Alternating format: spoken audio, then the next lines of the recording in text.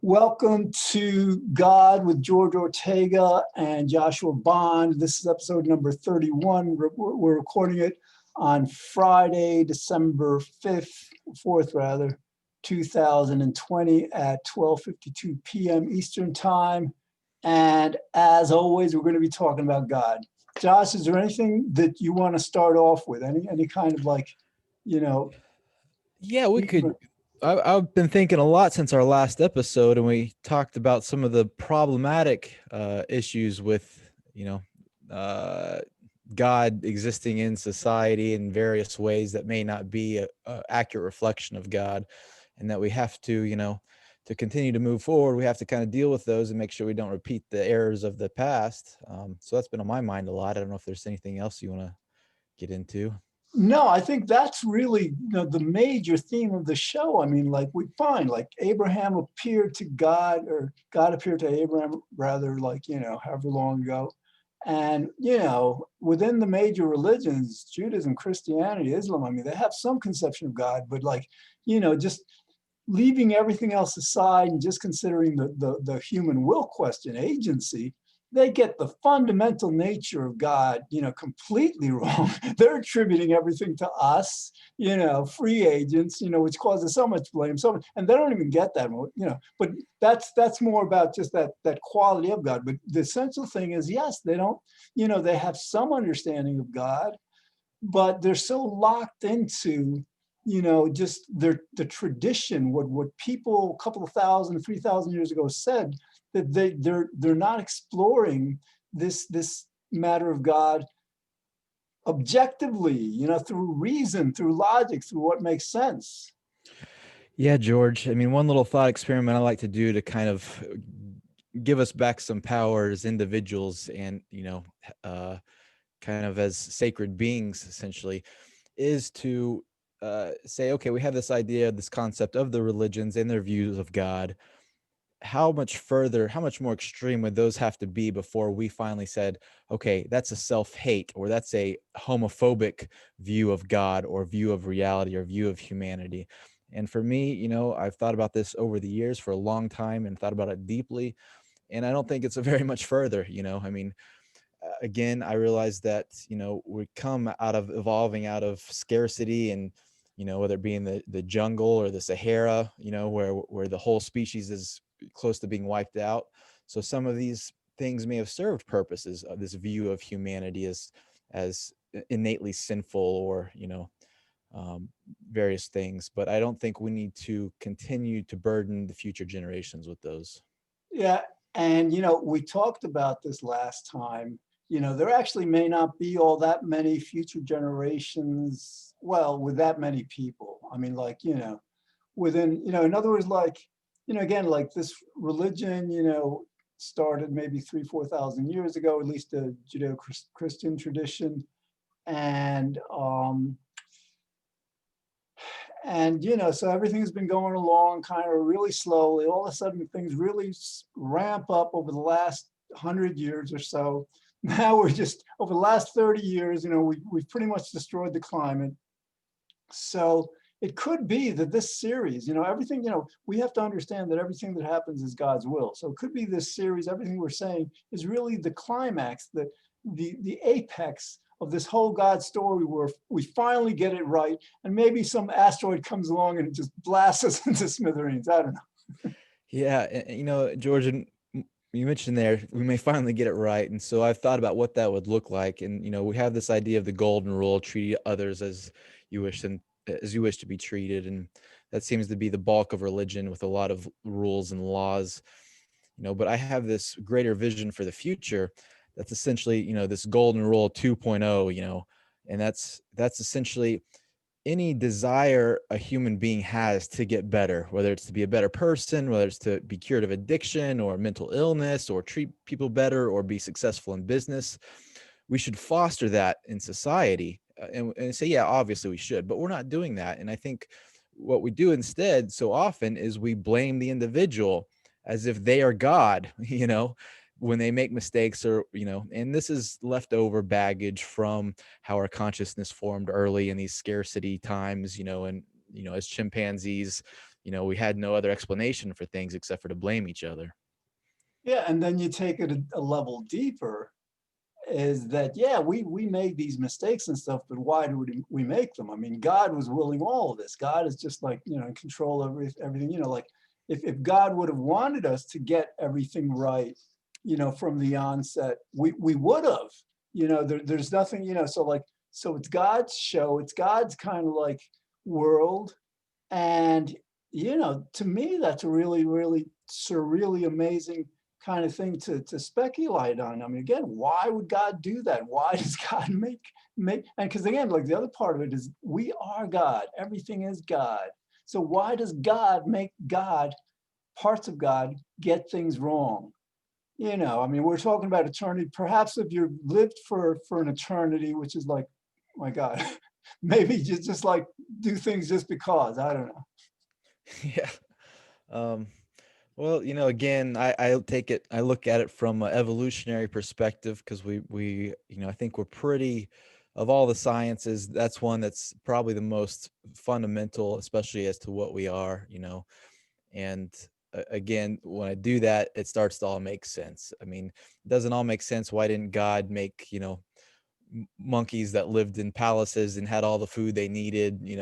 I guess we can ask that question still, but as I unravel it and I realize, we're still kind of just barely out of the trees, or still, might as well be living in the caves, because I think we are very much in the dark ages with this psychological and emotional baggage that we've drug into religion. This kind of monkey mentality ego institutionalized itself in the religions, and then made this view of God that allowed it to reinforce kind of these negative aspects of each other, of reality. Right now, something I think we always have to keep in mind when considering our reality, relative to God is, you know, logically God is infinite.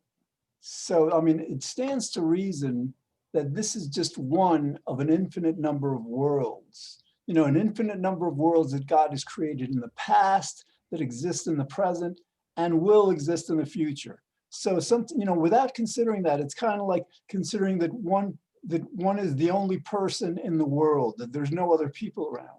And so like, there's many, many different people, there's many, many different worlds. You have to like, to posit otherwise is to not really understand the significance of infinite of, I mean, God is, and again, just with the physics, I mean, 2 to 3 trillion galaxies, each with 200, 300 billion stars. So that comes into the equation.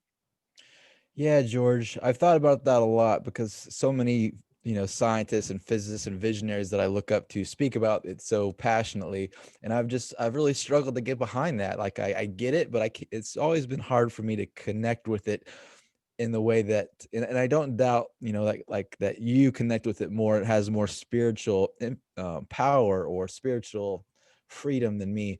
I think, so as I've wrestled this, one thing I've definitely come up with is that, okay, so in this very moment, imagine, like, it's kind of an analogy to what you said. There's two different universes. Imagine I'm in this universe where, the religions that happened did happen. And so that's given me kind of a bad outlook on humanity or myself or self-hate.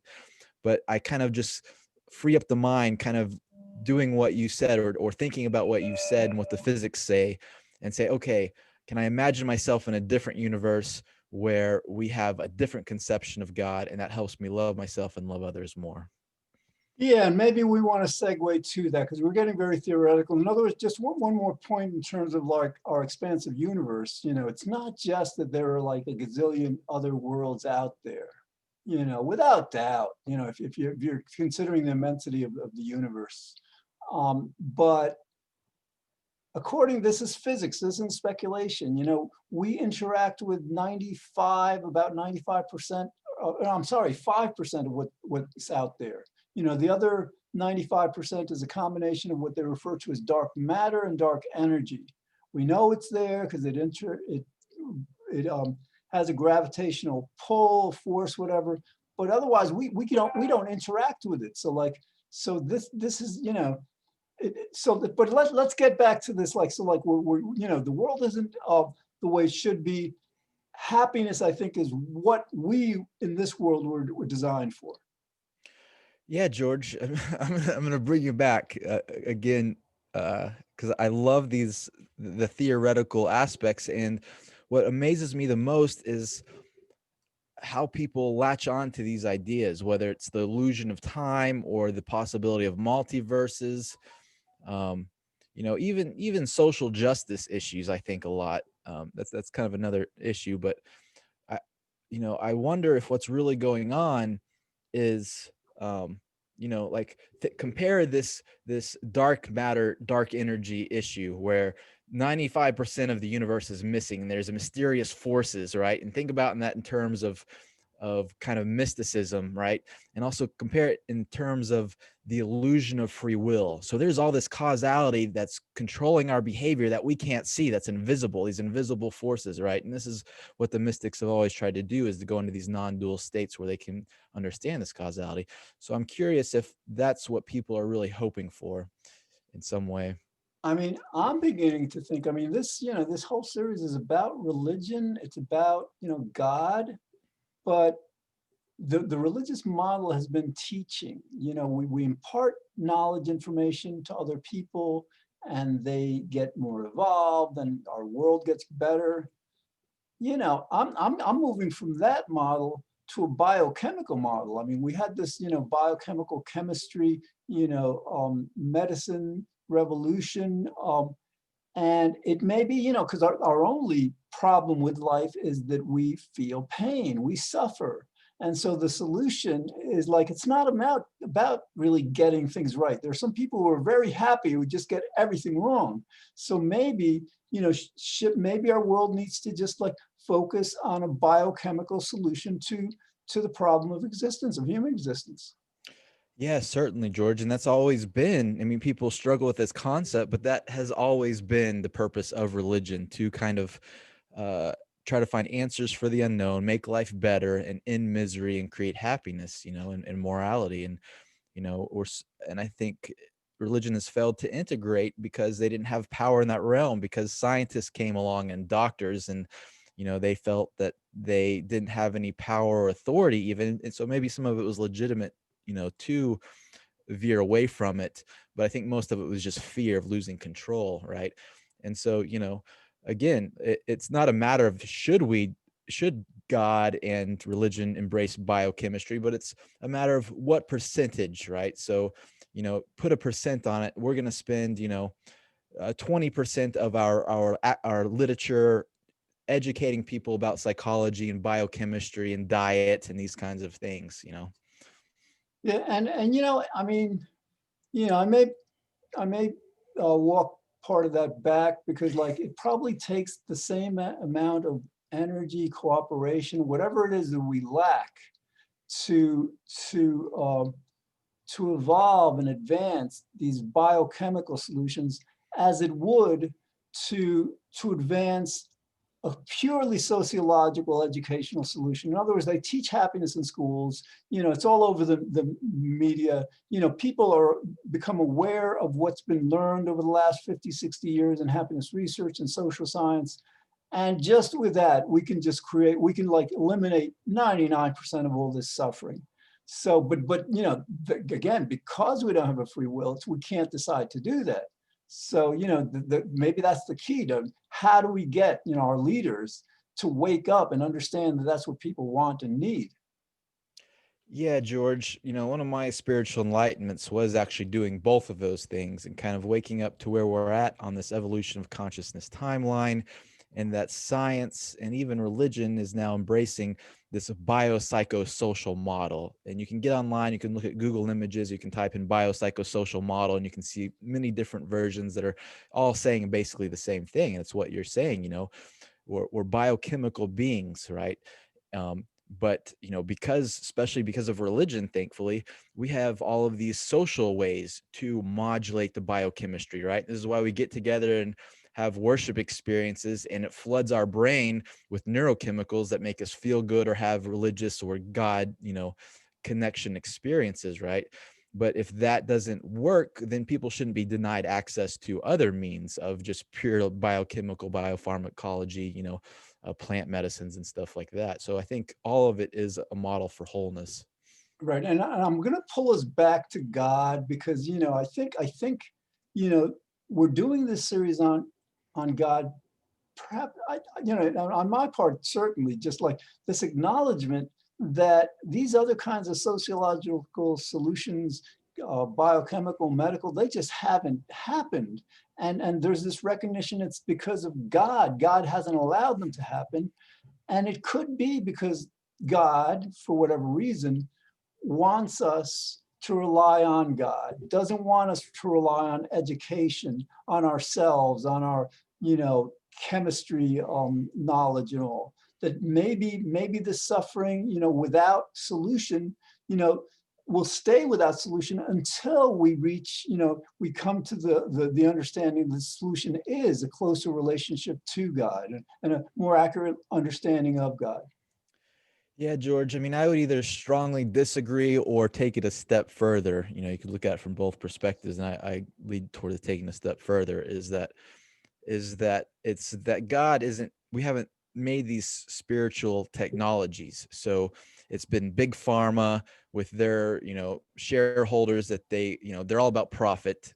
Whatever marketing sells the most, and then they put the doctors in this weird spot of having to basically they either lie or they don't realize that they're lying, but they're giving a false sense of the success of these pills, but take it back further out of big pharma's hands. I mean, many people now, there's cannabis, for instance, is becoming legal, and it's no longer a debate whether it helps people. It's insane just to even realize, oh, that we used to think that was completely bunk, that it didn't help anybody, and now we don't think that. So I think it's the version of God that we did have does want us to rely only on God and not, and that's a bunk version of God. The true version of God is everything in all causality and all possibility, and needs to integrate across the Well, board. but I mean, like, for example, religion, learning the Torah, knowledge, imparting knowledge, you know, now chemistry, medications, antidepressants, anti-anxiety agents, um, capitalism, society, civilization. We have tried all this stuff, and religion should have worked. What's in religion, what's in the Bible is to a great extent very wise. And so, like, if we were able to, understand that and learn it and appreciate it and practice it, we'd be in bliss.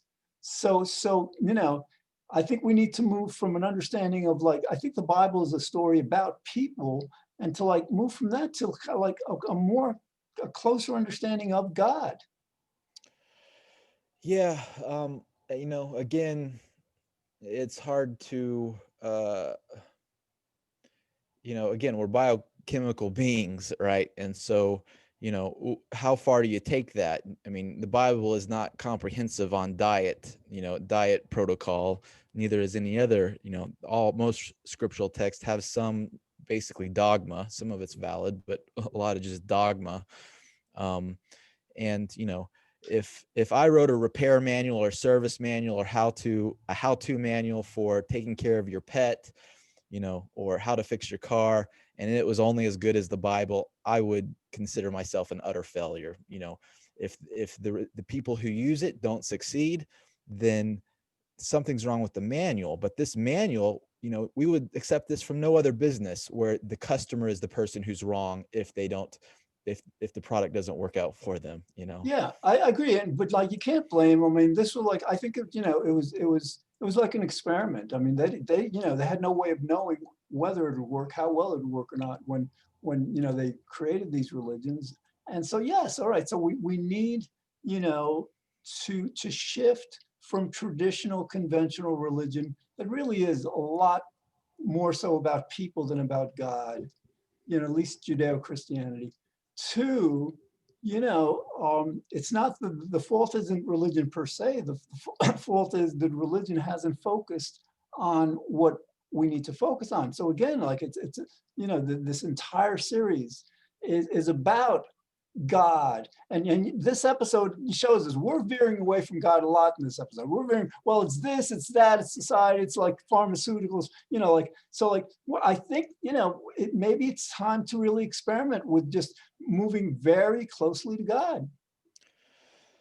All right, well, let me back up because I realized we missed a great opportunity and that you brought up, and that was essentially um, this thing between should we look at drugs, biochemical solutions, should we look at social solutions, and Buddha, and I'd say Jesus as well. In Hinduism, it was very decadent.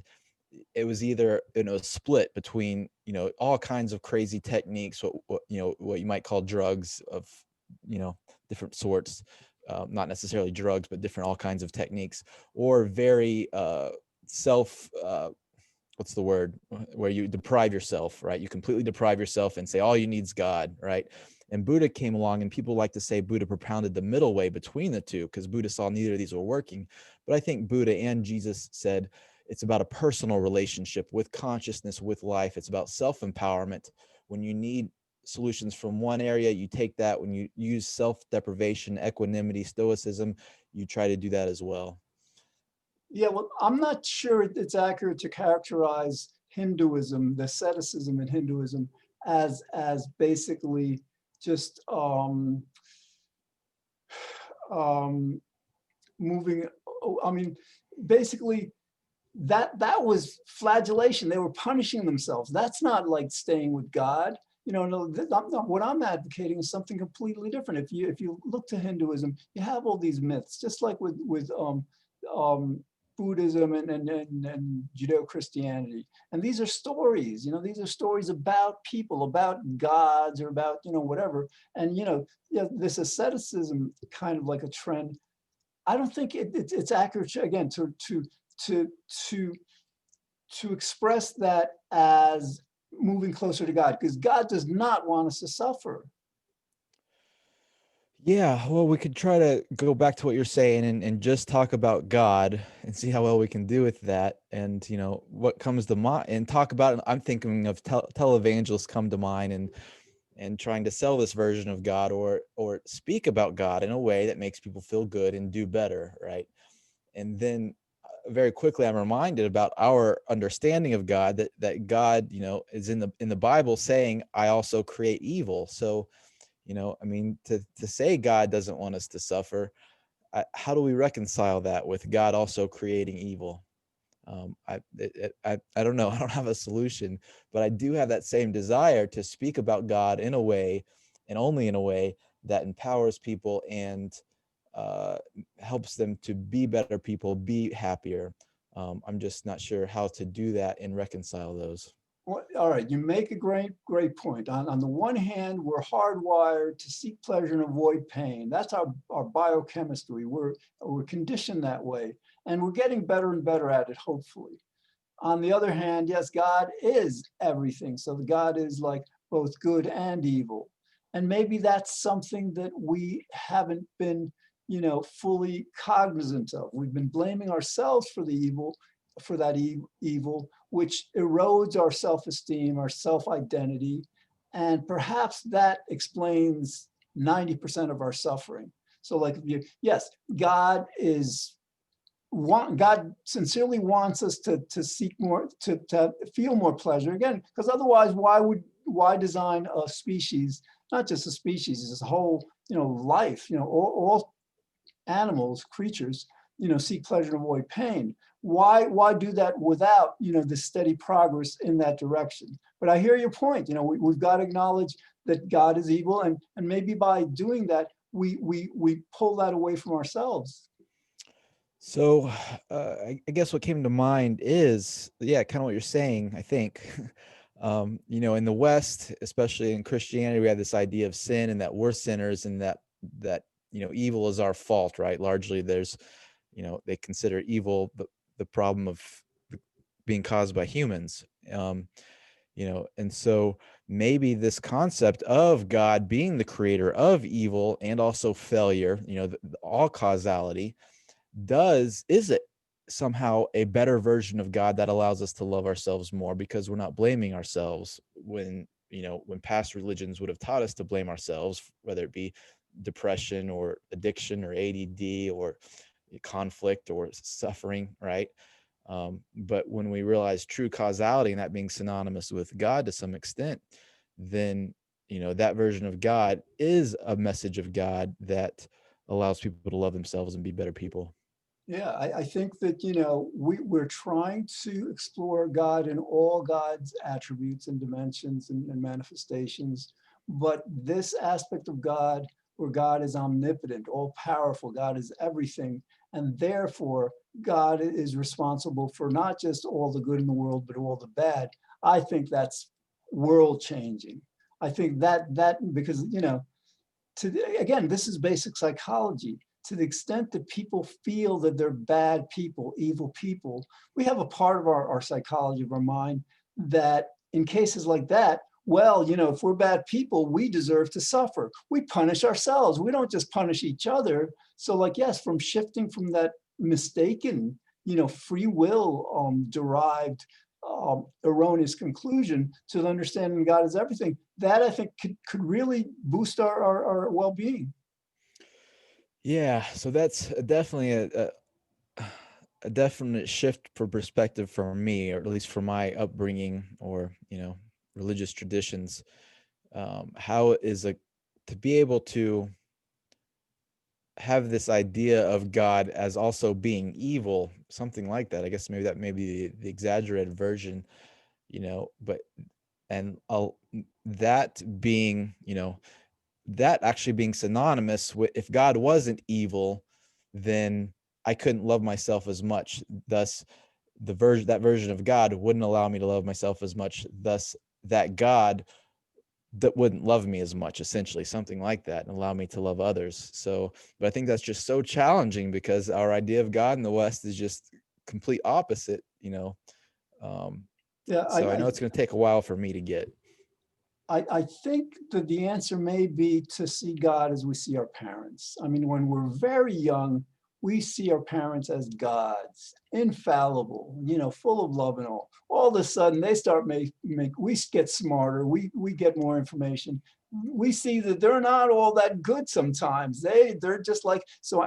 But we know that they love us. We know that they want our best. They have our best interest in mind. So like, I think that's a good model for how we should view God. That yes, God is evil, but God does, has created us for this. All right, we're out of time, so we've got about 20 seconds. So again, we're going to keep exploring God until we get this right and create a much, much better world. So we'll see you back here on the next episode. Thanks for watching.